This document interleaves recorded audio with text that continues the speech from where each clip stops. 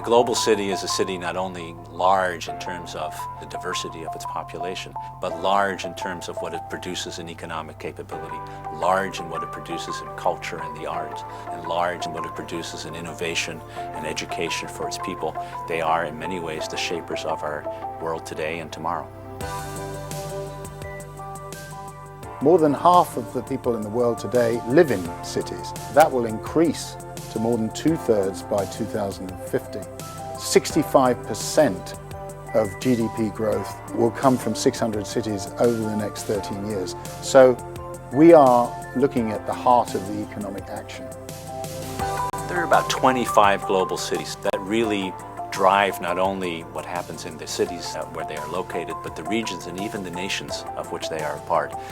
The Chicago Forum on Global Cities is an international conference that takes place over 3 days that provides an opportunity for leaders to come together for an intense discussion about the problems and opportunities facing global cities. The 4 major pillars of urban life, and that are going to be the center of the forum, are commerce and the economy, civics and society, culture and arts, and education. People from around the world, all 4 corners of the world, have always seen Chicago as a beacon of hope. Chicago's perfectly situated as a global city to host a global conference.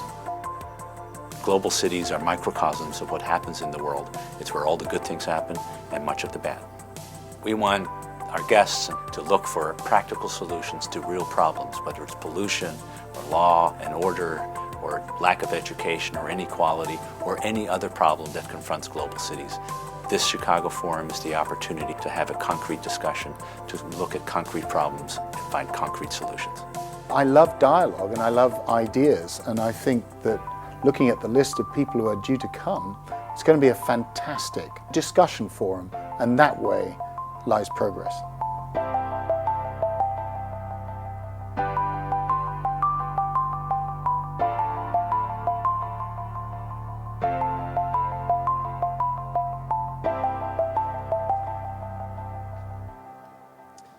Good afternoon and welcome to Chicago, and this, the first Chicago Forum on Global Cities.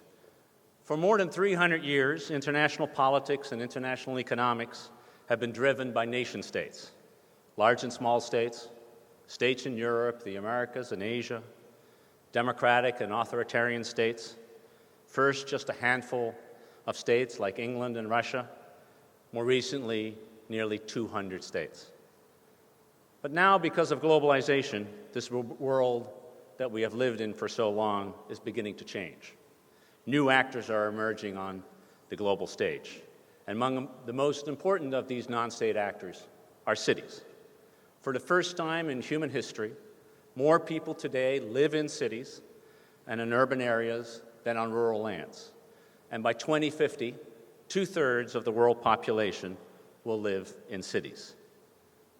This is the century of cities, and among the most important of these are global cities that are the focus of the Chicago Forum over the next few days. Do global cities drive the global economy, and if so, how? Are global cities collaborators or competitors? Can glittering skylines in global cities help lead the effort against climate change? And how will global cities shape the future, and the future shape global cities? These are the types of questions we will be asking at the Chicago Forum on Global Cities, and we hope to get some answers. On behalf of the Chicago Council on Global Affairs and the Financial Times, I would like to thank our speakers, more than 70 coming from 6 different continents. I want to thank our corporate sponsors, AbbVie, Aon, the Boeing Company, the Hyatt Hotel Foundation, Kirkland & Ellis, Motorola Solutions, Northern Trust, UL, United Airlines, and Walgreens Boots Alliance. I want to thank our foundation supporter, Robert McCormick Foundation, and I want to thank the more than 600 delegates who have made the trek to Chicago to attend this forum, an international community representing 25 countries from across the globe. And I want to thank everyone who's here with us today and is watching us online for attending this and every other session. The mission of the Chicago Council on Global Affairs is to bring the world to Chicago and Chicago to the world. We're doing that by this forum, and we're doing it by live streaming every event that were taking place, including by going to our website, chicagoforum.org. We're tweeting at Chicago Forum and hashtag Global Cities 2015. And in fact, in this session, please tweet your questions for the moderator to ask when we get to the Q&A session. And now it is my great pleasure to welcome Lionel Barber, the editor of the Financial Times, the partner of the Chicago Council in this event, to this podium for his welcoming remarks.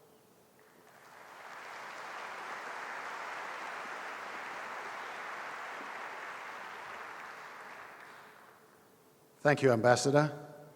Mr. Mayor, distinguished guests, ladies and gentlemen, as the editor of the Financial Times, I'm absolutely delighted to be co-hosting this inaugural forum on global cities. The purpose of the Financial Times, like the Council, is to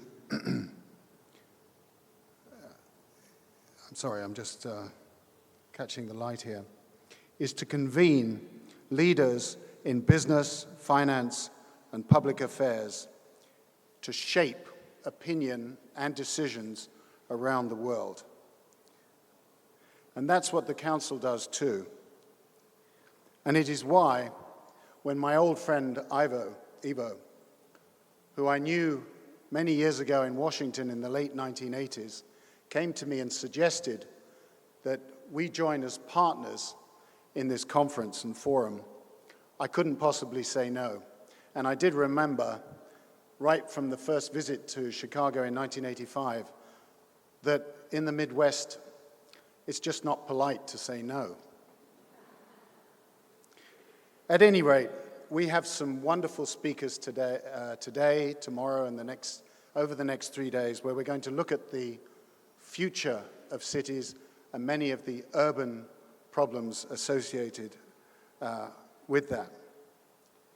And I have brought nearly a dozen senior FT journalists from all over the world, from Beijing, from London, Washington, and New York, and other places, to come and sustain this debate and inform those present. So we have much to look forward to. But that's enough from me. It's time for me to welcome the Mayor of Chicago, Rahm Emanuel. Thank you.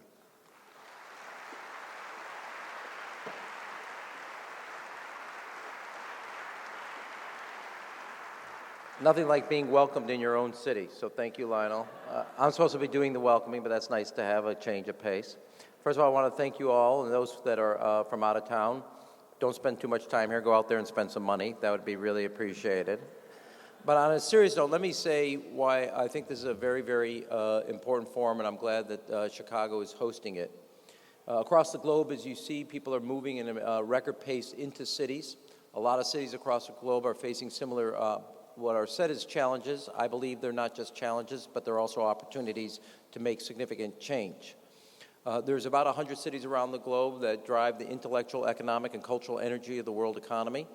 And if you look at the analysis around the comparative analysis by IBM, Economist Magazine, J.T. Carney, and others, Chicago is always ranked as the second most competitive economy in North America and in the top 10 ranking worldwide, either 9th, 7th, or 8th. As the mayor, I happen to think 7 is the number that we are. But all of them come to the same conclusion of why Chicago ranks in that area. And what's unique about that, well, it's in the top 10 ranking worldwide in all 3 comparative analysis of 100 cities. Chicago is the only city in that ranking that is neither the financial or political capital of the respective country.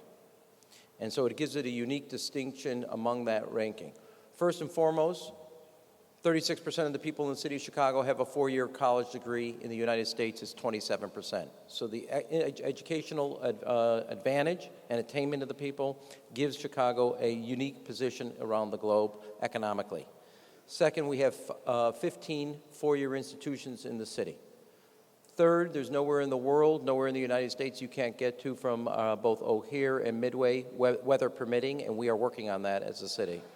Not every day, unless you're from out of town, is it like this.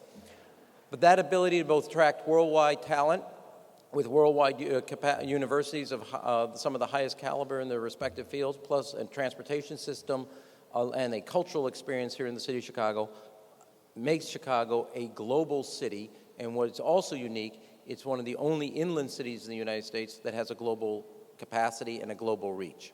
So I can't think of a better place, a city that I call the most American of American cities, to hold a forum about the future of cities, global cities, what are both the challenges and the opportunities that lie in front of them, and what we as mayors and leaders in the public space working with private sector in a collaborative way through both culture and commerce and collaboration achieve what cities and the residents of our cities and the businesses of our cities expect the cities to be. And as the city of Chicago, in the last 2 years, we've been the #1 city for corporate relocations.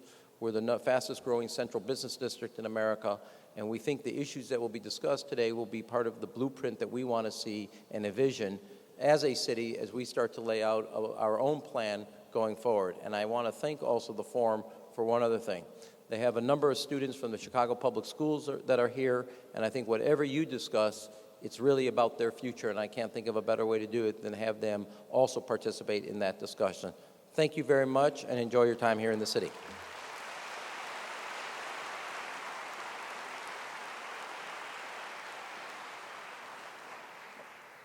Mr. Mayor, thanks very much. And now it's my privilege to welcome the first panel to talk about whether global cities drive the global economy. Please welcome the panelists.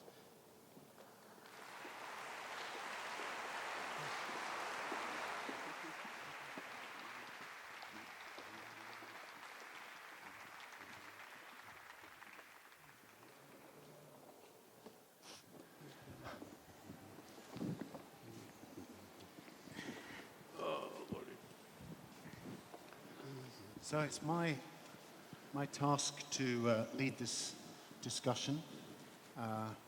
We have a very distinguished panel, and it's worth, I think, just pointing out that global cities truly have transcended and are transcending national frontiers.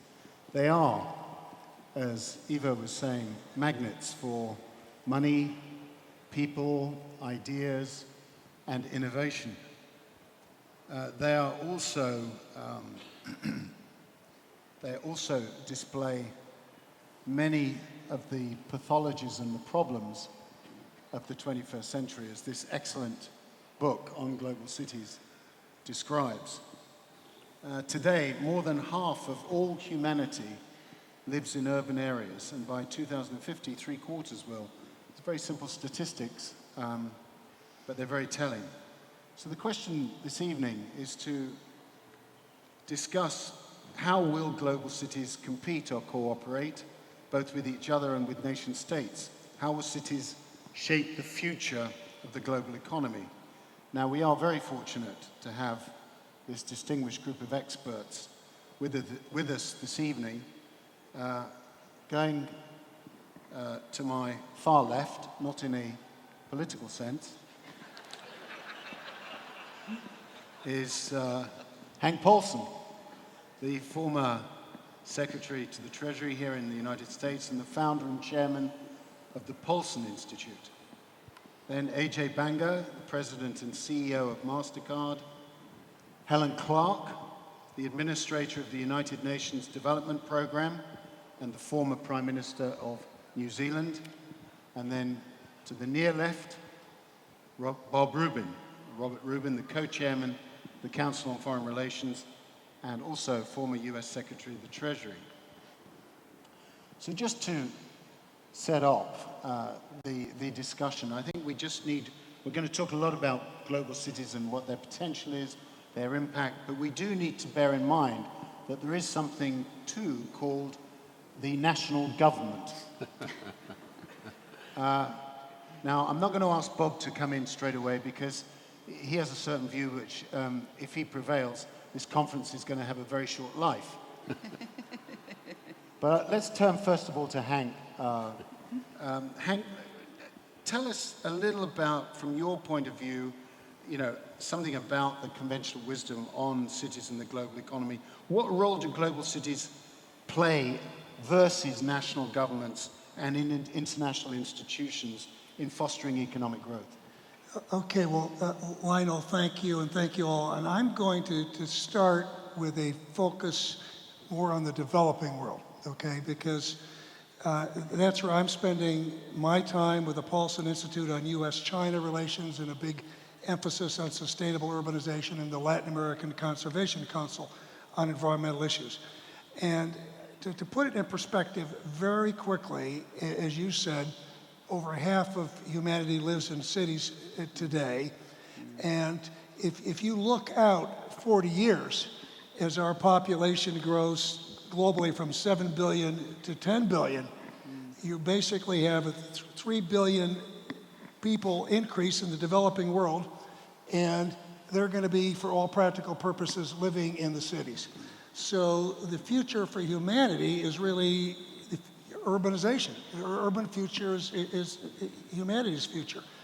And so then when you look at this, just the enormous, enormous challenge, because nowhere in the developing world do you see a successful urbanization model. You just don't see it. You see a lot of flawed policies that need to be changed. And so there's this huge, huge challenge. The opportunity comes from the fact that, that we've learned from our mistakes in both advanced economies and developing economies. And so we have a lot of knowledge, and we know the sorts of things we need to do differently. But there are huge, huge issues. And I would highlight two of them and then quickly, answer your question. And if you believe, like I do, that the environmental issues are big, bring with them big economic risks, climate change and a risk to our ecosystem, you have to say that the footprint, that ecological footprint, the environmental footprint in our cities are what are going to drive that outcome. And so how we go about getting that right is enormously difficult. And then the key, obviously, to all of this is we have to create jobs. If you can't create jobs, cities aren't going to work. Everybody talks about cities being the driver of economic driver, but you need to have policies that are going to let them create those jobs. And figuring out those two things are incredibly important. And here I would say, even though national policies are very, very important, the way cities are run are incredibly important. How they're managed, the planning, urban planning. If you don't get the plans right, you're in deep, deep doo-doo. And that's a technical term, isn't it? Yeah. Yeah, and so that's where the laws need to be enforced. Right. Okay. National government versus cities. Bob first, then Helen. Well, I'll make a very brief comment. I do disagree to some extent with the thesis of this session.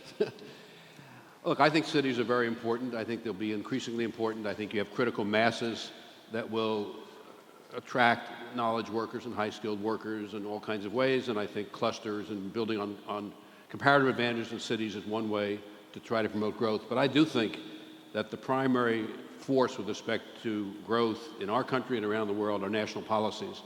Revenues are collected at the federal level, and they're not going to be predominantly collected at any other level for all kinds of reasons.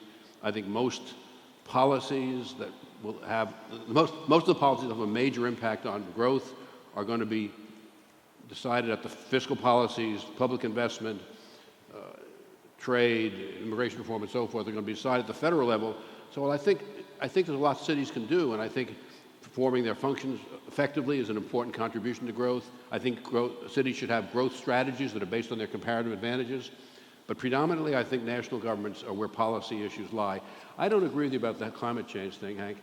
You know much more about it than I do. But it seems to me the single most important thing we can do is change the price of carbon. And that, it seems to me, can only be done at the federal level. Okay, before we get into a clean energy carbon tax debate, Bob, how does your what you've said square with the Do Nothing Congress?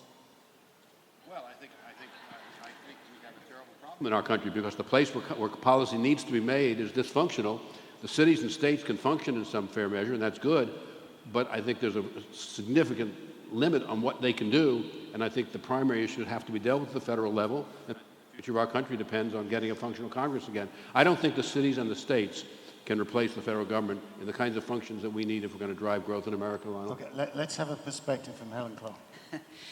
Well, in my time as Prime Minister of New Zealand, we legislated to give local government a power of general competence. What did that mean?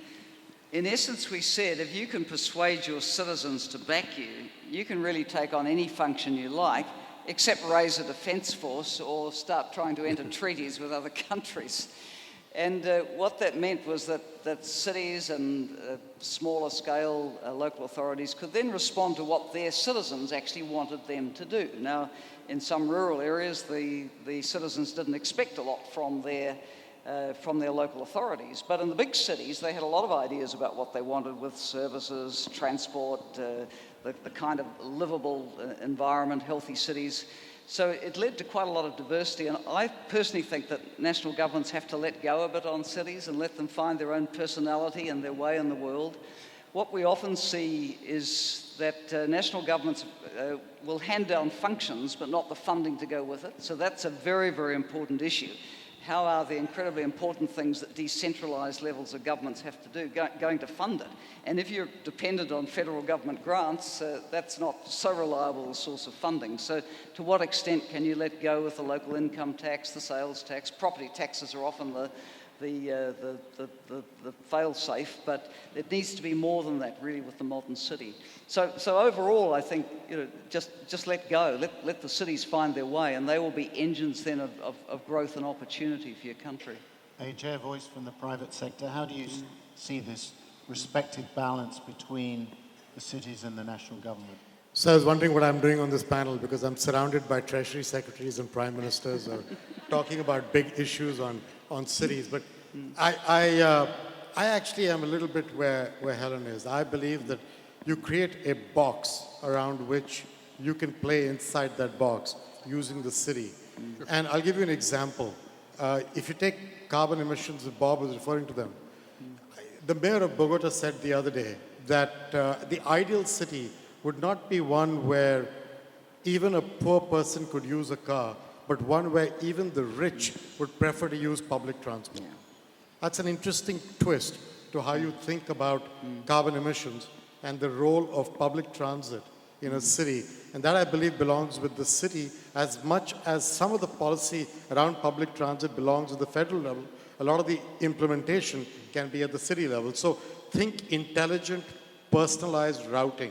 If you knew density patterns of transit use, if you knew where the tube or the subway is more occupied and how to divert people along using different pricing, different incentives, combined with what I'd call your in one single ticket. So today to go from Connecticut to New York, you need 3 tickets. And that costs 15% of the cost of the ticket is burnt up by the issuing of 3 tickets for the transit authority. That's not national policy. That is local issues that are just being badly managed and badly run. And I think that's the point I'm trying to make. That there's a box, but within the box, you can find a way to optimize the dual function. Hank? Well, let me come back to the debate with Bob, because it's not either or. Carbon is cumulative, and it takes national policies. But let me give you some realistic examples when you're looking in the developing world.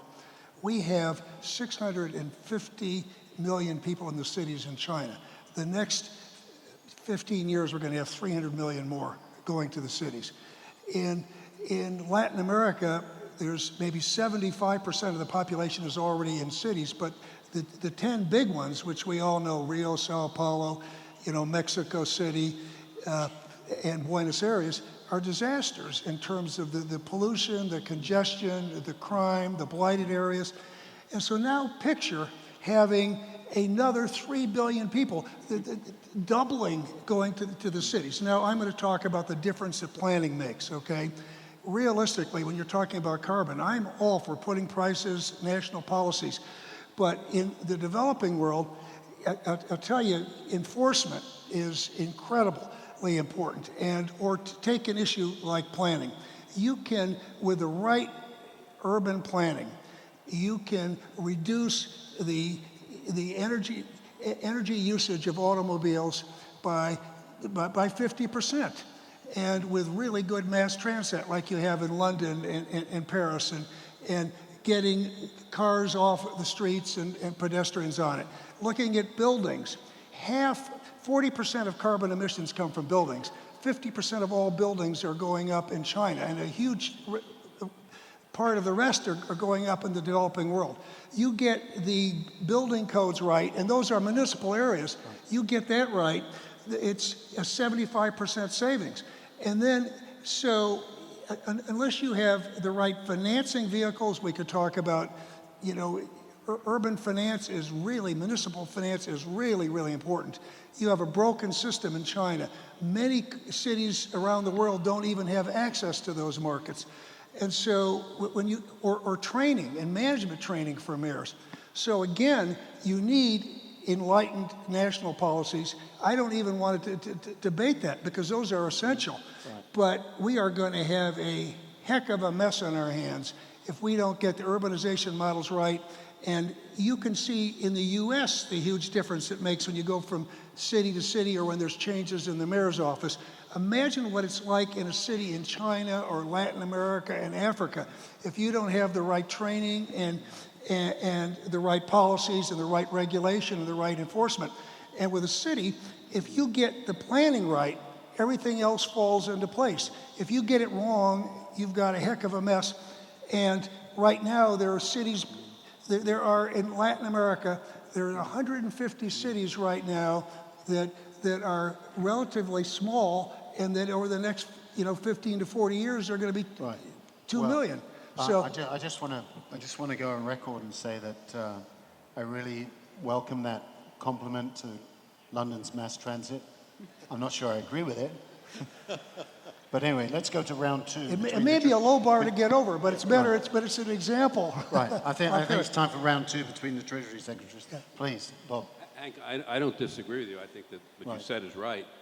I guess my view, though, would be that I think you run a real risk of a race to the bottom in many ways with respect to a lot of the issues that you raised, unless you have a national policy.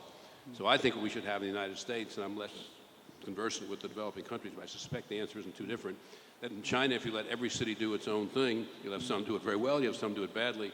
In this country, if we have environmental regulations that make sense, then you can decide how much you want to devolve within the context of that regulatory framework. And we've had debates since the founding of this republic. How much should we devolve? How much should we do at the federal level? Yeah, it would be nice if it worked that way. But what you have in many of these countries, they don't have a legal system that functions. They don't have the apparatus to enforce the law. They don't have the training they don't have the finance systems. And so this is going to take place whether you like it or not. So the question is, how do you make a difference? And I guess I look at it and I say, these cities are incredible labs in China and elsewhere for experimenting and pilots. And I'm looking at China as if they can develop some models that really work there for China, that maybe they can be rolled out and be useful elsewhere. But again, you and I aren't arguing about the importance of national policies. But the other thing I would say, national policies are getting harder and harder to change. We have policies that aren't working the way they need to work in the future, and political systems aren't working like they need to work. And so while that is getting sorted out, it sure is useful to have some mayors that know what they're doing, getting things done at the local level. Helen Clark, you've got a unique perspective in your UN role. Well, I think that one of the critical things is developing a capacity to actually govern a city. And that's where a lot of the best plans actually fall over as well. Back in late 2011, I went on an early morning walk that was called the Earthquake Walk around Kathmandu. And people explained to me what would happen if there was a major earthquake. And they said there was a building code. The building code said you couldn't build more than 5 stories.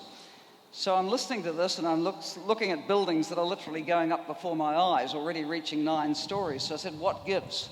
What gives? You've got a building code that says 5 and they're going up 9, 10 stories. Now, the issue was that you're in a country which had come out of a terrible period at the national governance level. It had fought an insurgency, it had had a feudal monarchy, it still hadn't agreed and hasn't to this day on a new constitution. Local councils haven't been elected for years and years and years, so no one's accountable for anything. So the officials can get on and plan and draw up codes, but no one enforces anything. And the tragic outcome of that we saw played out in Nepal from the 25th of April earthquake. So from my point of view, building the capacity to govern at the decentralized level is absolutely critical, and to enforce the laws and plans that you make. Yeah, this question turns on sustainability as well. So, Ajay, how would you rate American cities in terms of their sustainable growth? Well, Take two Chicago. aspects to this, right? We've gone more than 15 minutes without mentioning the word Chicago. Yeah. Well, Mayor Emanuel is here just now, so he mentioned Chicago 21 times, so he made up for all of us, right? But I think, as he should, he's a proud mayor. The fact is, by the way, one of the things he said, which is very applicable here, is that people will choose where to live, which city to live in, and cities need to compete for those people. He said that. And I believe that capital will follow where people go. Capital follows talent. I'm not sure that talent necessarily follows capital as easily. And if you apply that logic carefully, then a mayor in charge of an attractive city who creates a better quality of life and a better environment, including everything for visitors as well as locals, is going to get talent, and that will get capital. So back to sustainability, if you get urbanization right, where Hank was talking about it, I think you get a more equitable growth system, a more inclusive growth system, and a far more ecologically and sociable, sustainable system. So what do I mean by that? Most people inside cities think that everything in a city includes people they've got financial inclusion, bank accounts, they can save, they can pay bills online. It's absolutely incorrect. Of the excluded people in the world, which are, by the way, 2 billion adults, which is close to half the world's adult population, half of those people live in cities. So when you think about it, the problem's not one of solving only for rural areas. In cities with dense urban concentrations, you have severe inequality and severe issues of inclusion in your growth. And if you don't fix that, we get the blight that we see in the last few months in American television, with cities that are burning because of basic issues of inequitable distribution and disgruntled populations. And I think that's got nothing to do with national policy. It has a lot to do with local implementation. So back to that point earlier, even on sustainability, I think the box that you create is very important with national policy. I think the implementation of inside that box determines and depends on local people. Right, Bob? Yeah, I actually agree with a lot of that, Ajay. I think a lot of the policies, this is my view. Look, if we're going to have growth in this country, if we're going to have better than we have today, what do we have now? We have slow recovery. If we're going to have stronger growth, we're going to have a fiscal policy that makes sense. We're going to have public investment. We're going to have reform in all kinds of areas that I think can only be done at the federal level. But then I think you raised exactly the right question. Once you've made those mega decisions, and at the entity level where the revenue is raised, which is the federal government in our country, is not going to be raised anyplace else, then you have the question, how much of the functionality do you want to have devolved? And that's a debate we've had in this country since the founding of the Republic, and we'll have it as long as we have a country. But I think that is I think you've raised the right question. I'll give you another question, Lionel. What is a city? I mean, the New York metropolitan area, we have a Greenwich, Connecticut, where people have tremendous amounts of tax revenue, and then we have the poor in New York. They should really be one metropolitan area, and then the revenue should be raised across the whole metropolitan area so it can be spread evenly and fairly across all.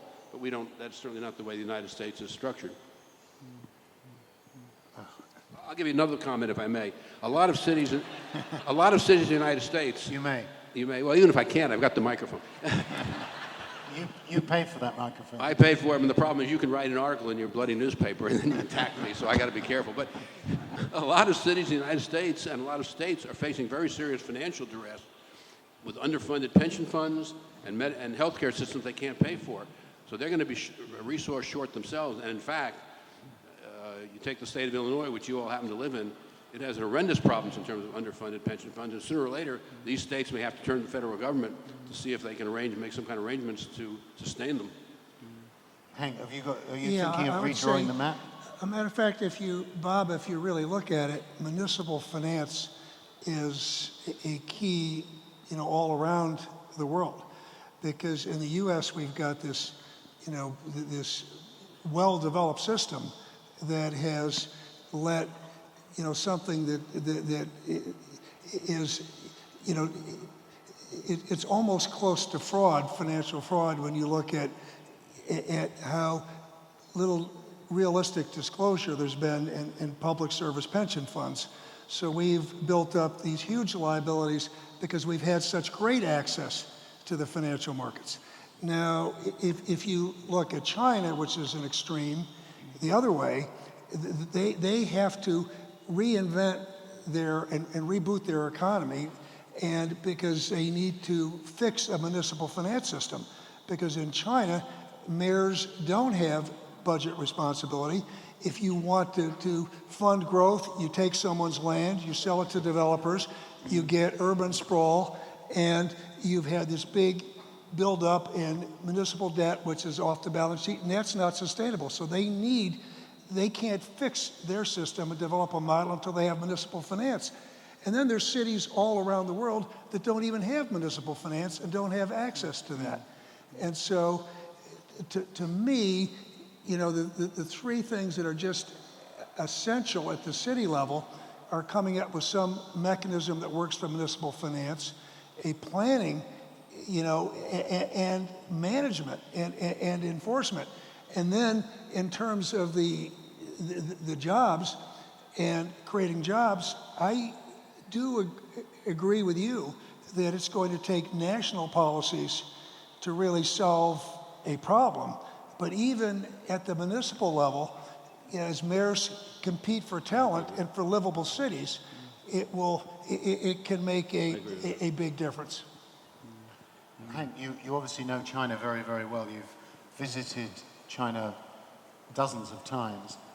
Can you tell us whether there are any lessons you think that we can draw from the Chinese growth pattern that might apply over here? Well, I would say that the thing I would draw from China is they look everywhere in the world for best practices, and then they move to implement it. And when they've got a problem, they recognize they've got a problem.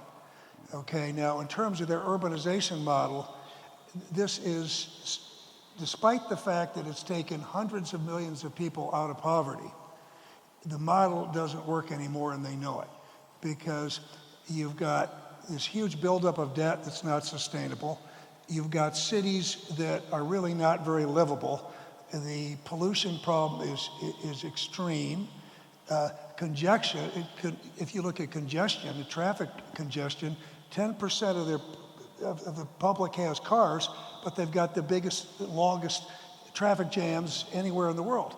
And so when you look at the cities are not livable, and they need so I'd say the lesson we can take from China is they say, hey, we've got a problem, we need to fix it, and we need to develop a new model that is going to work. And I think how they succeed or don't succeed in that is going to make a big difference in global economic outcomes and environmental outcomes. But again, as I look at it, we talk about China all the time because 300 million people going to the cities. I mean, that's, they got 650 million people there now. It's mind-boggling. But to me, it's even more mind-boggling when I look at the rest of the developing world and look at, the cities doubling all over the developing world. And given some of the problems China has, I would take some of those problems over, if you go to Sao Paulo or Rio or Mexico City or Buenos Aires and you look at the crime they've got, and in terms you talk about the slums and income, disparity and so on, because we know cities aren't going to work. If you just bring people to the cities and you don't give them jobs, you're going to have a disaster. And so that, I think, is, and the Chinese have done a better job of that than anyone.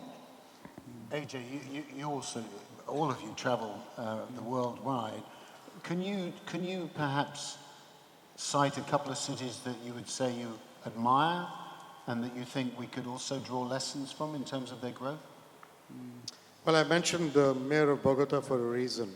For a country that was still very recently in deep trouble, in deep doo-doo, as Hank would have said. And they've come out of that, and if you look at Bogota and what they've done with the transit and public transportation system, it is admirable. One of the things that I learned from him was watching what he was up to, which is that rail systems, while they're popular, they take a long time to get constructed, and they typically cross the political terms of any local politician. Bus rapid transit is very quick to implement, and with new technology, bus rapid transit is actually ecologically very, very acceptable. So there's a lot that he's done with bus rapid transit, including lanes, including simplification of payments, so the bus doesn't stand while 20 people get in to dip their card to pay, and it takes a long time to get anywhere. Simple stuff like that. And then integrating different parts of the transport system together, so you have a single ticket that works everywhere. And then doing capacity planning and rerouting of buses based on data and technology. So I think what Bogota is doing is this leapfrogging, and Bob and I once discussed this years ago when we were colleagues, that these countries tend to leapfrog technology. Bogota is taking technology and the physical digital convergence that's happening, combining it with the use of data in an intelligent way, and I think actually leapfrogging on their urban transportation system, as one example. Right, okay, Helen, an example? Well, Singapore is a city which runs a major global city summit every year, and I think in many ways Singapore is the gold standard for how over, really very few decades you go from being a malaria-infested swamp to being a major, developed city, a very, very advanced city. So I see that as the gold standard in a way. I also see completely the other end of the spectrum. I was in the 3 Ebola epicenter countries in February, and in the slums in Freetown, Sierra Leone and Monrovia in Liberia, and it's pretty grim. And how some communities kept Ebola out, it's hard to see because the housing is so terrible. One of the things that comes through to me is really how little emphasis there is in many developing countries on housing as an issue. People certainly rate education very highly, as they should. They rate the importance of trying to build a health system, but we don't hear enough about the role of housing as a guarantor of a decent foundation for life. I was, about a quarter of a century ago, Minister of Housing in my country, and I later became Minister of Health. And I often said I could do more for the health of New Zealanders as Minister of Housing than I could as Minister of Health, because if you don't have a basic, safe, warm, decent home, nothing much goes right for you. So, yeah, we see the whole range, but if more countries could go along the sort of path that Singapore's charted from being poor and not having too many prospects to being where it is today, I'd be happy. Fine. Bob, before you jump in here, I just remember a conversation I had with a senior Singaporean official a couple of years ago when I also paid tribute to Singapore as the gold standard. And he said, the biggest problem we have now is how to attract even better educated people and from all around the world. And the problem we've got is they don't want to come to Singapore because they think they can't be entertained, and it's too stifling, it's conservative. Yeah. And so we've got to loosen up a bit. But of course that's difficult when you've run not an autocracy, but certainly not a fully fledged democracy. How do you resolve that tension? It's a big one in Japan, in China as well, because... Well, interestingly, in the last elections in Singapore, the opposition made a bit of a breakthrough, which had never happened before, and this was cause, I think, for quite a lot of reflection among the leadership there. But you do now find in Singapore a cohort, if you like, of young social entrepreneurs. Now, they're testing what the boundaries are, but in essence are looking for more than the stereotype of born to shop. They want to do other things. I think in the building of a great city and a global city, it's not just about the money you can make. It is about the air you can breathe, which is a huge issue in China. It is about having good amenities, certainly about having culture. You know, people want to be more than just the worker ant, even a very highly paid one. They want to have a life that's worth living as well. Bob? I'm going to say something different, but let me just, an interesting digression though, Helen. I mean, Singapore is an amazing story, but of course Singapore is not exactly a monument to democracy. No. And if you look at the developing countries that have been successful, I think I'm right in saying this, that there's 7 countries that have had sustained growth, developing countries over long periods of time, and of the 7, 6 of them made their basic policy decisions at the national level and under autocratic governments, including, of course, Lee Kuan Yew. On affordable housing, I think I'm right in this number, and somebody can check it, and if I'm not right, then I'm wrong. But I think I'm right. Something like 90% of affordable housing that's built in the United States today, I believe, is built through the use of the low-income housing tax credit. So it basically is, it's the federal government subsidizing neighborhood-led housing. And that sort of goes back to something Ajay said before. The revenue function, if you will, is a subsidization through the low-income housing tax credit. And then the implementation is neighborhood-led because you depend on local knowledge. The largest community and development organization in the country is called LISC, L-I-S-C. It distributes $1 billion a year to inner cities. I happen to be chairman of it. That's how I know that number. And that's exactly how it functions. And then it goes to your housing point. But the housing isn't being funded at the local level. It's being funded through basically a federal subsidy. Hank, then AJ. Yeah, Affordable housing. I'm going to make a diversion right now, but I think it's just a critical point, because to come back to the environmental issue, whether if you see climate change as a huge economic risk and ecological risk that I see it, or look at whether you believe there are enough natural resources in the world for 7, 8, 9 billion people to continue to move up their standard of living and continue to treat the natural world like it's a free good. I don't think there is. So then, and plus you've got the need to create jobs. And I think one of the things that is going to need to be done, maybe through experimenting at the municipal level with different models, or through national policy, or both, is being able to demonstrate that you can grow at an acceptable rate while having responsible environmental policies. We know for sure, at least I know for sure, that growth is not going to be sustainable, and prosperity isn't unless we have responsible environmental policies. I believe, although I can't prove it yet, that there has got to be a way to move to a environmentally responsible set of economic policies that actually lets you create jobs while you're doing it. But no one has been able to. There's been a lot of talk and studies that are very theoretical, but in terms of figuring that out, I think is going to be a real challenge. And I think cities can be important laboratories. But again, Bob, I don't, in terms of the debate, in terms of national policy and municipal, again, let's just take it as a given. National policies are critically important, and we got to get those right, but there's going to be a real struggle in doing that. And even if you get them perfect in terms of how you're going to implement them with these huge cities, they're going to be tremendously, tremendously important. And I don't think the U.S. government did the urban planning, at the municipal level, and the way that it's going to have to be done right now. And to me, the training that the mayors and city officials need and all of that are just really, really important. So you would give more power to the mayors? What? Would you give more power to the mayors? Well, I've got to say, to me, that's a theoretical argument, and I got to tell you, I think mayors have got a hell of a lot of power right now, and in most of these cities. It's amazing with the work we do in Latin America and in China, what can be done at the local level is amazing. Some of it bad and some of it good. I mean, in China, they take a look at Beijing with their 8-lane freeways and these super long blocks, and they go build cities like that in the middle of in the West. And you build cities that are unlivable, and you've got the flexibility to do that. So some is good and some is bad.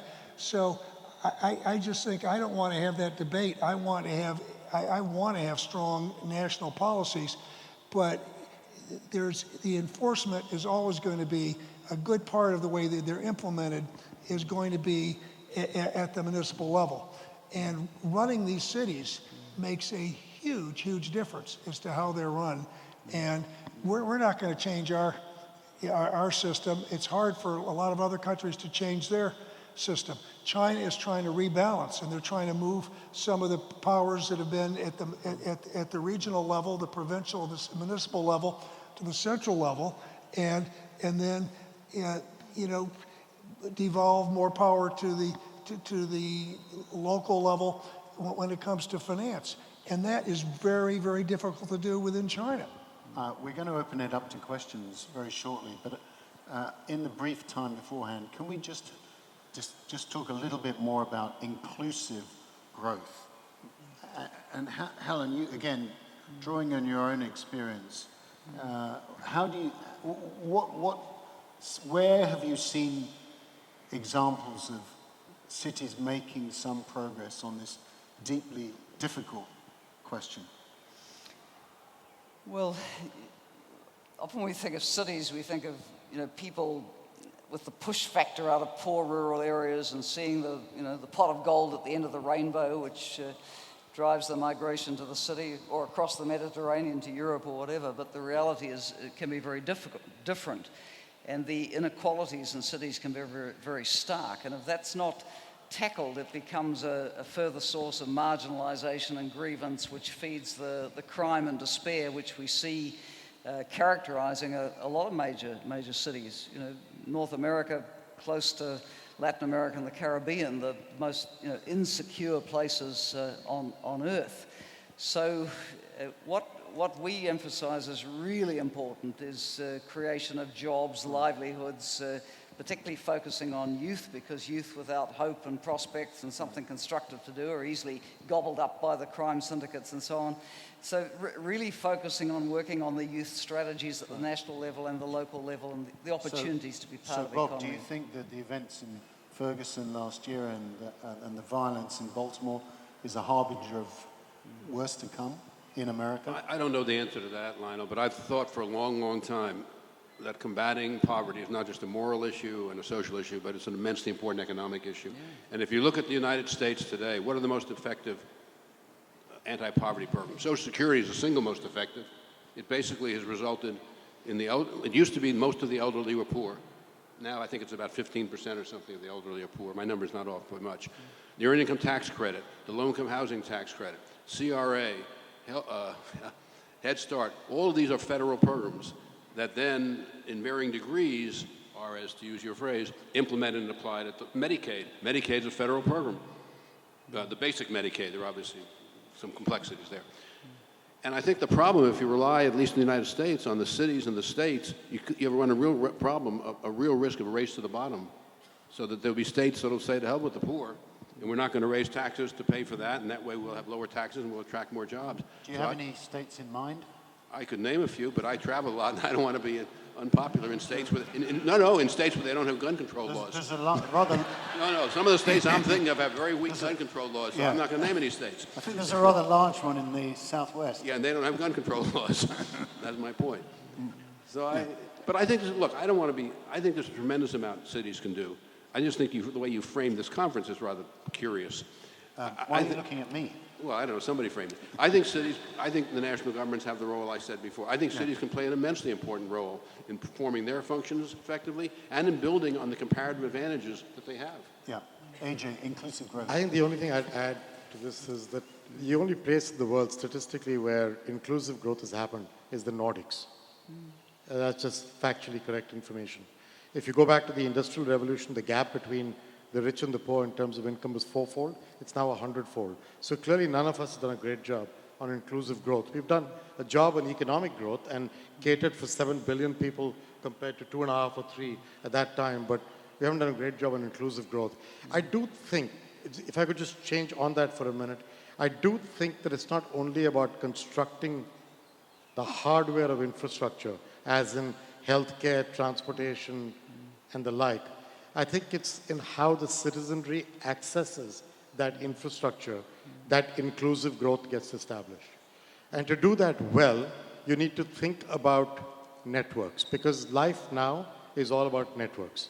So if you are looking for a job and you're young in Chicago, and I mentioned Chicago, and if you're looking for a job and you aren't connected into a social network, it's going to be really hard to get a job.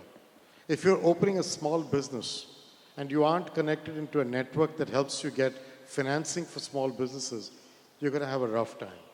If you are wanting to commute a distance to reach your job or to come for a trip and the transit network sucks, it's going to be a hard place to be. So networks to me are going to be key. What are the three good pieces of advice you'd give to everybody who needs to join a network? What I'm saying is the technology and data is making the use of possibility of networking much more apparent today than it was 10 years ago. And cities that seize the idea of using technology and data to make these networks work well are the cities that will be fun to live in.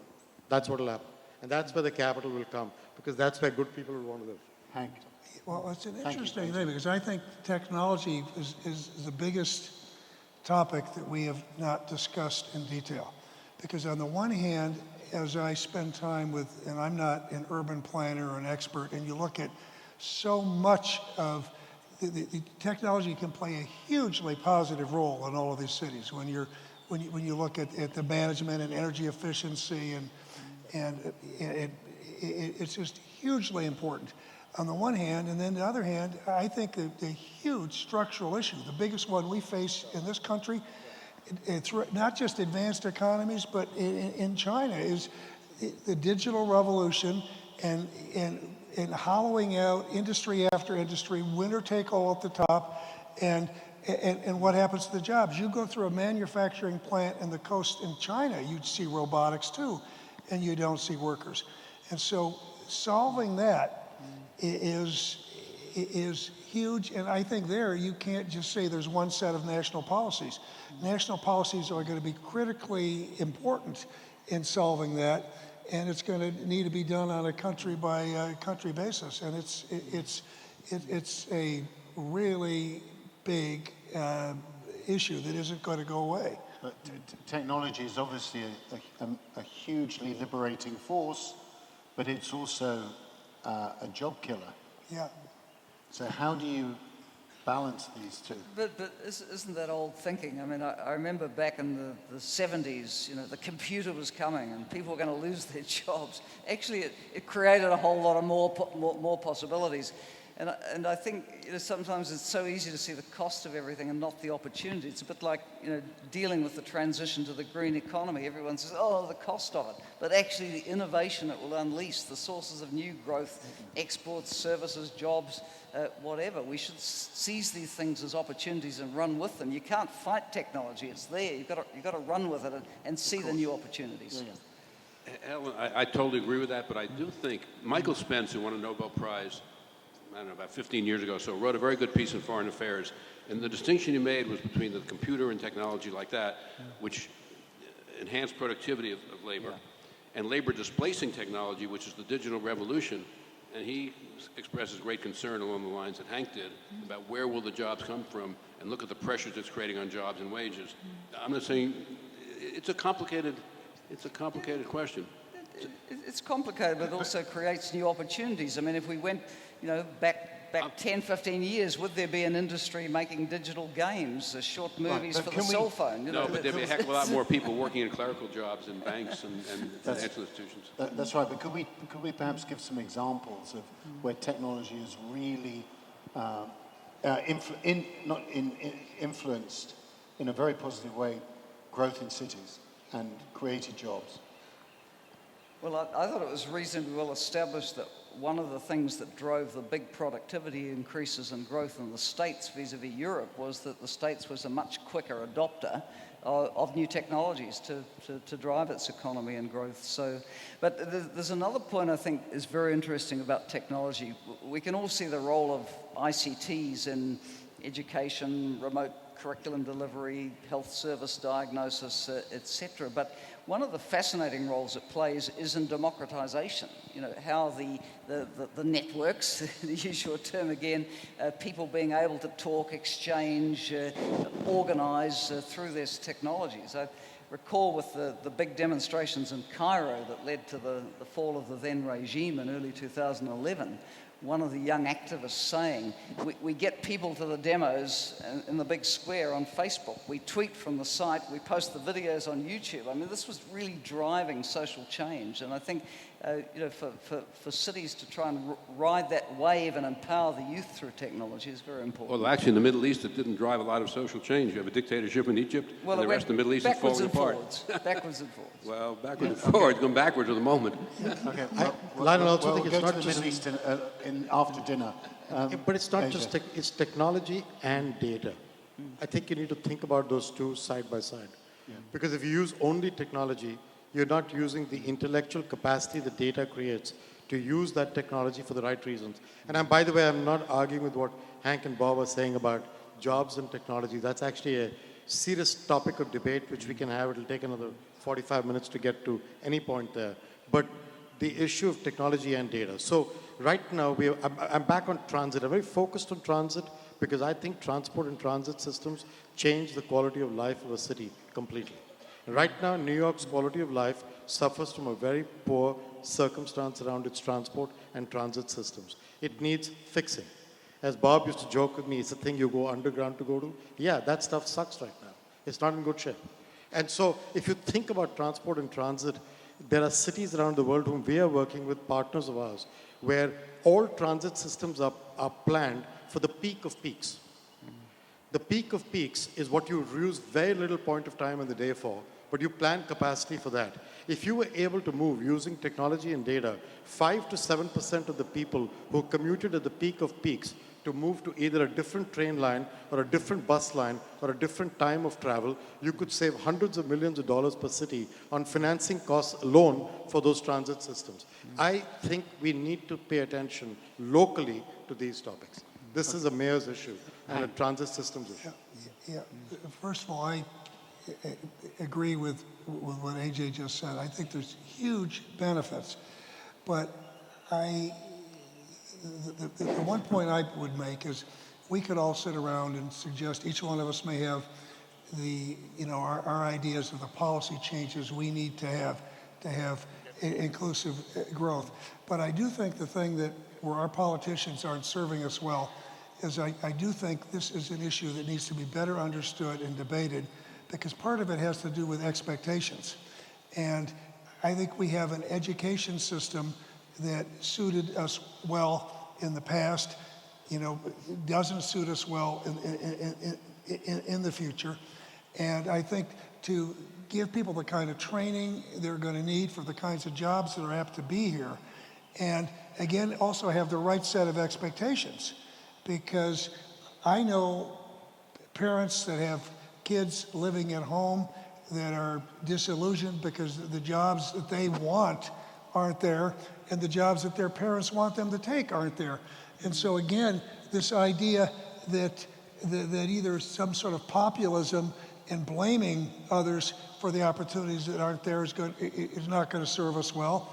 And we do need, this is going to be the fundamental, right there with the environmental issue I talked about, the fundamental issue we have to grapple with. Bob? No, I'm just going to agree with Hank. I mean, Helen, you're right. Productivity in the 90s was terrific in the United States. As you know, productivity in the last 4 years has declined enormously. Yeah. Now, there are all kinds of issues around measurement and stuff like that. But I think the problem, Helen, is that productivity in the United States is getting concentrated in fewer. The average, even if it looks good, is being concentrated in fewer people. In the industry I used to be in, the financial industry, we used to have large numbers of middle-income jobs that don't exist anymore. And the problem is, what kinds of jobs are we going to have? And I think there's a pretty good case to be made that nobody's figured out a very good answer to that question, even if productivity on average continues to increase. Yeah, and as a matter of fact, and the pace of change is happening so quickly that to be able to adjust to this makes it much trickier. Of course, if we had strong growth, that would help, because then you have tight labor markets, and that as we know, in the late 90s is what caused incomes to rise at all levels. And can I go back to cities for 1 second? My problem, well, let me put it differently. I don't want to be seen as not thinking cities are important. I think cities are enormously important. I just think you have to see them in a larger context, which is not the way you framed your conference. By the way, you're not coming next year, right? I'll stop reading the FT. Okay. No, that would be a retrograde step. Yeah, that would hurt me. That wouldn't hurt you, so that's not a good idea. I think if a mayor was sitting right here and saying, "Well, am I important?" I'd say, yes, you're extremely important. You've got to perform your basic functions: education, public safety, affordable housing to some extent can be a local function, although complications there. And then I think you've got to figure out what are your comparative advantages. Chicago, for example, is a transportation hub. Build around that. New York is a life sciences hub. Build around that. Silicon Valley is the famous one. So I think there's an enormous amount cities can do. I just think you have to see it in perspective, which isn't quite the way this session was framed, I think. Yeah. Well, I think we've got a very good perspective on the national government, but, which is important. I think let's move to and go interactive and democratic, and take some questions from the audience. There's a good one from Mike Galassini, who says, how has the internet economy affected the way we measure and define a global city today, and how will it in 20 years? Who wants to pick that one up? Ajay. Why me? Because you're data-driven and totally technologically fluent.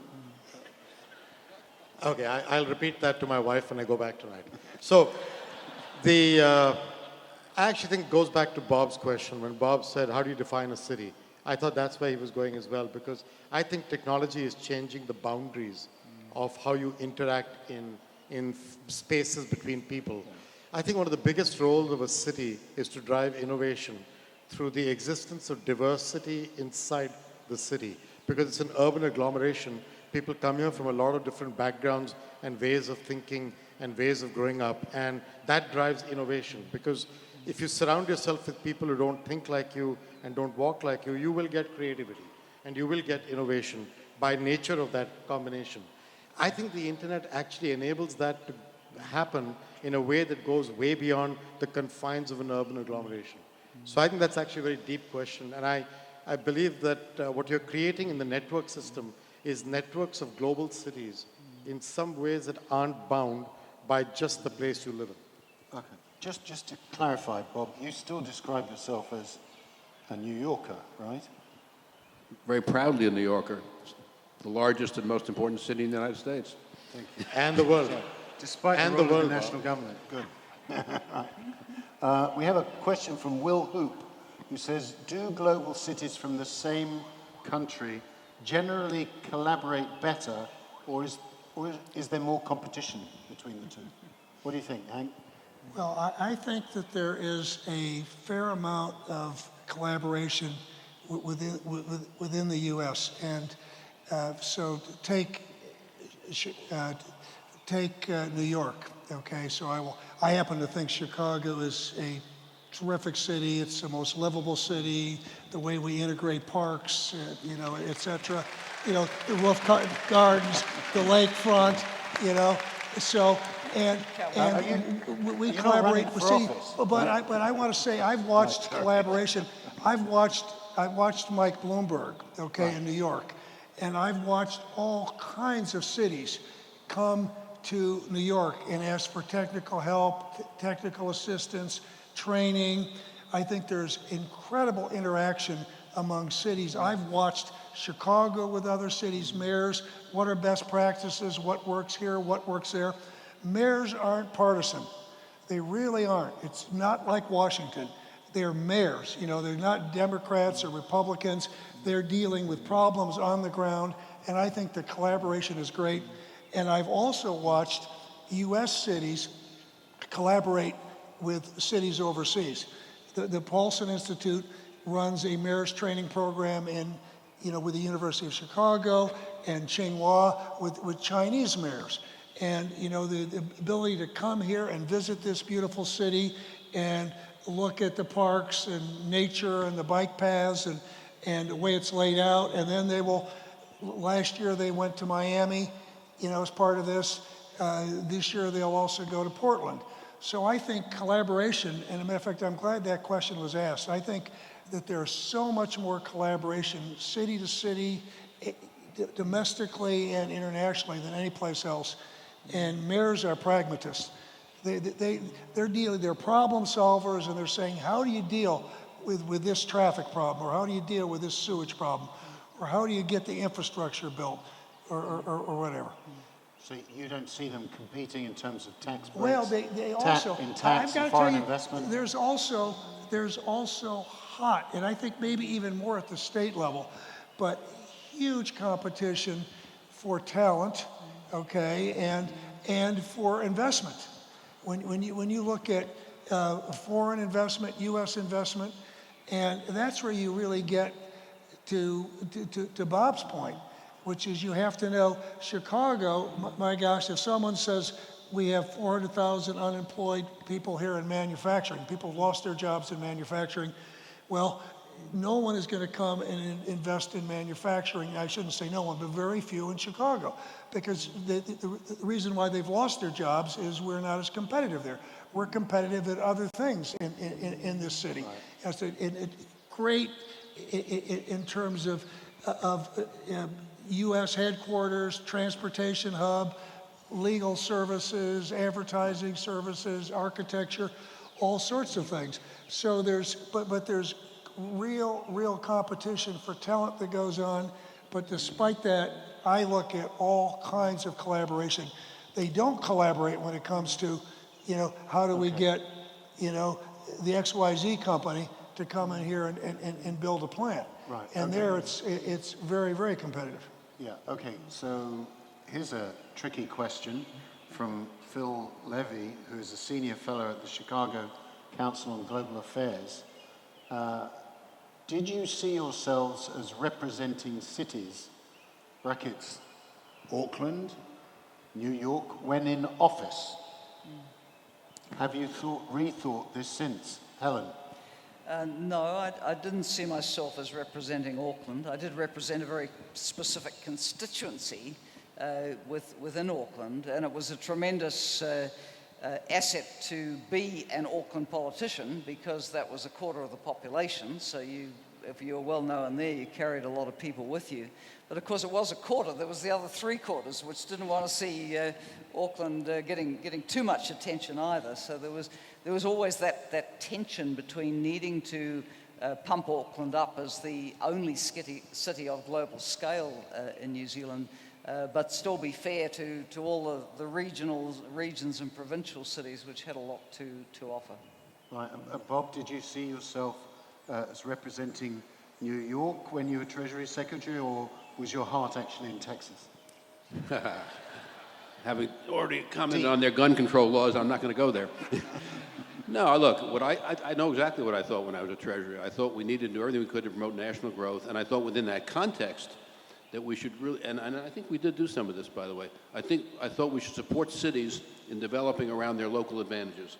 So I thought that New York, with its financial area, we should support their efforts to build financially. I thought at the time, and I think it was right, that the clusters that we're developing in Silicon Valley were something we should support in various ways. The life sciences in the Boston area, which hasn't quite become what I thought it was going to become, but nevertheless. So I thought we should support cities building around their comparative advantages as part of a national growth strategy. Hank, well, I didn't spend a lot of time. You were a bit busy cleaning up the financial crisis. So yeah, I didn't spend a lot. I'll tell you though, I thought of myself as representing the United States of America, and it was really much more focused on, the national policies that we were dealing with at that time, and a host of global and domestic issues. But I never, what was focused to a large extent on urbanization. I thought that I knew the mayors had tremendously important jobs, and when they came in with a problem or another, we tried to respond to it. But I ended up telling a whole lot of them no during the financial crisis, because as soon as we got the TARP, it was just amazing. Every mayor came in, you know, and governors, and so, but I didn't, you know, I looked at Treasury Secretary as being a sort of a national level job. Here's a question from the Chicago Transit Authority. You've touched on this, AJ, but it'd be great to hear a fuller answer on how vital, to this question, how vital a role do transit systems play, including legacy systems, to maintaining strong global cities? Well, as I said, I think it's critical for productivity because it reduces congestion if you were to use this. I think it's critical for the quality of life because it reduces pollution. It goes back to what the mayor of Bogota said about not just the poor driving cars, but the rich using public transport. I think everything about public transport is connected to urban planning. If you believe some of the projections on the way urban planning will happen, you may not end up with cities of the future that have a very strong single downtown and then a bunch of suburban living stations. You may end up a bit like where China has begun to go and where India is trying to go with its smart cities, which is a series of downtowns with residential agglomerations around them, which create a far more productive commuting, transit, managing experience. Now, I'm not an expert in that space. I don't know if that'll happen, but I do know that transit and transport systems will play a key role in how well the local population of that city engages with the services of the city, and secondly, in how attractive a city it is for people to come and visit. And I think if you talk to Mayor Ram Emanuel, he will tell you that he's focused on tourism. And I was talking to him today, he gets 2.4 million tourists from overseas in this city every year. He's now growing in his number versus the rest of the country. And those 2.4 million foreign tourists spend 2 to 3 times what a domestic American tourist spends in Chicago. So if he applies his mind to what that overseas tourist is going to want, they're going to want a simple, transparent, easy transport system. Without that, you will not get tourism. It's not just about hotels, it's transportation and other things you can do with it. So I think transit and transport is like priority number 1 in so many ways. Good. A question here, it's a really good one, from Fazia Arain. Why isn't there an African city on the various global city rankings? When will we see one, and what will it be? Bob? You're asking me? Yeah. Well, I'm certainly no professor to be an expert in sub-Saharan Africa, and I assume you're referring to sub-Saharan Africa. But it seems to me one of the great disappointments with respect to sub-Saharan Africa is the 2 countries that could have been the energy and provided the energy for growth in sub-Saharan Africa are South Africa and Nigeria, and both of them, for different reasons, have failed to live up to that potential. Who's going to vote for Lagos? Well, I think it's a great place. Well, yeah, go for it. I think Lagos does have the potential. I think Johannesburg does, and I think Nairobi does. But I think there's things holding them back. Firstly, they're not perceived to be the cities which are hosting major global headquarters of companies, major financial centers. That could change. They have tremendous issues with infrastructure. They have the vast slums and high inequalities. They have the crime. They would need to build up the reputation for universities and research centres, but it's doable. They've got the scale, but a number of things have to be done, and I think you need the visionary leadership to really lift them forward as major leaders of significant countries. Hank? Yeah, it's interesting that Bob made that comment, because I remember when he was my boss at Goldman Sachs, and he had had Goldman Sachs training the ANC, working with the Mandela government. Now, hopefully we all were there. And I think I'm going to practice without a license here because don't spend time in Africa. But I think just the very fact that question came in highlights an issue which is huge for all of us. Because when you look at what's happening to the population there, and you look at what's going to go on with urbanization there, it is mind-boggling, and the impact it's going to have not just on Africa, but the whole rest of the world. So my focus is China and Latin America, but we really need to be focusing on bringing the very best, the very best in urbanization practices to Africa. And we all know that China, is a leader right now in financing infrastructure and in, around the world and in Africa. And I think having them get that right and get that better. But then having the political systems work, I just don't have an answer to that in the management, but it is huge, because if that doesn't work better, it's going to be very, very sad for not only Africa, but the rest of the world. Well, I visited Nigeria for a week in 2012. It's one of the most fascinating trips. Went on later to Sierra Leone and Ghana, but I would name check the governor of Lagos State. It's one of the most impressive politicians that I've met in the last decade or more. Audrey Singer, are global cities inherently more unequal than other cities? Do regular cities have lower rates of inequality? Who would like to tackle that? Helen? That's tough, I think. Not inherently, but I think it does partly relate to what the cost of housing is, because you can have people priced out of any kind of decent housing, paying quite disproportionate amounts of their incomes for housing. If you don't get the housing mix right, I think that can be a huge driver of inequality. Ajay? I honestly don't know. I don't know the answer to that, because I've never actually, I don't even know how to define a regular city from a global city completely in this world of technology. So I would find it hard to answer that. I don't know how to answer that. Yeah, that is indeed it's a tough. You asked me what a city was. Now we're having to define a regular city. That is tough.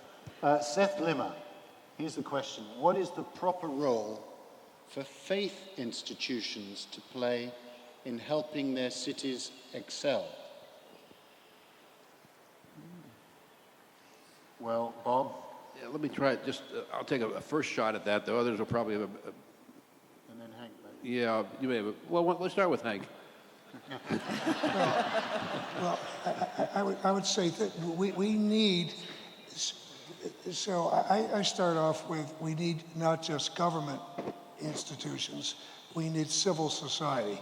And so what I've looked at, I remember when I first, it was my first job in government years ago, when I was in the White House and looking at the problems of education in cities, and I'm saying this as not as a Catholic, but I looked at the role that looked at what was happening in schools and places like Philadelphia and New York and the Catholic school system and the role they played in education. I would say in cities, in China and everywhere I've been, people are looking for things to believe in more than just making money, and they're looking to be part of a community, and so the cohesion that you get from faith, and so I happen to think that religion is very important to me, prayer is very important to me, but I think values and the sense of values that come from religion, it all over the world plays a big role. And I got to tell you, in the communities, holding communities together, when you look at some of the areas that are the most blighted, and you look at the role that religion plays in those communities, I think it's very, very impressive. And I think we're going to need all the help we can get, and I'm glad someone asked that question, although I didn't come prepared to talk about it. Let me add one thing to what Hank said. 1 in 5 children in America live in poverty. That's outrageous for the wealthiest country in the world. We have programs at the federal level, state level, city level, and the public-private sector level that have worked. What we don't have is the marshaling of the resources that are commensurate with the problem. What faith institutions could do is to support the marshaling of these resources at a level commensurate with dealing with the outrageous child poverty circumstances in the United States. And so I think faith institutions could play faith institutions could play a major role.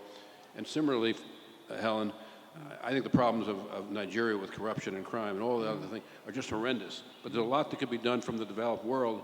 But we couldn't even get support for World Bank funding when I was there. And we went to the Catholic Church, and they were the one organization that really tried to help us move members of Congress.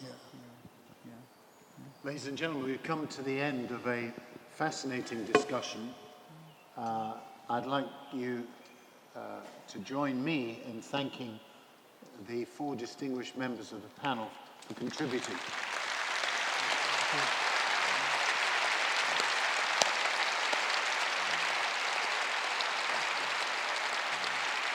And I'd just like to say also on a lighter note that Bob Rubin has taught me many, many things in the years that I've known him about politics and finance. But the most important thing was what I learned today and this evening in Chicago, which is you've got to be able to define the problem. Thank you very much.